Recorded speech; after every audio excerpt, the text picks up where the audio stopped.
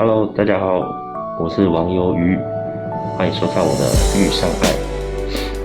最近流感真的是非常严重，严重到我自己都已经得流感了，真的超不舒服的。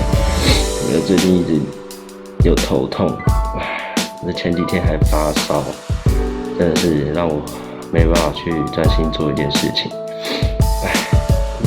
最近流感真的是要小心，最近流感大家一定要注意自己的身体状况，切记回到家真的要好好的多喝热水。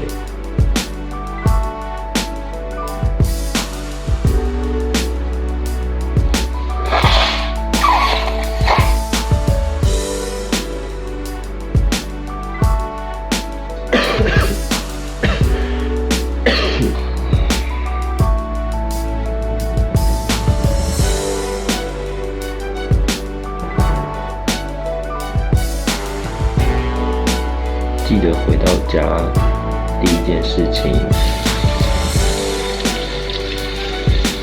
那第二个呢，回到家记得要喝热开水。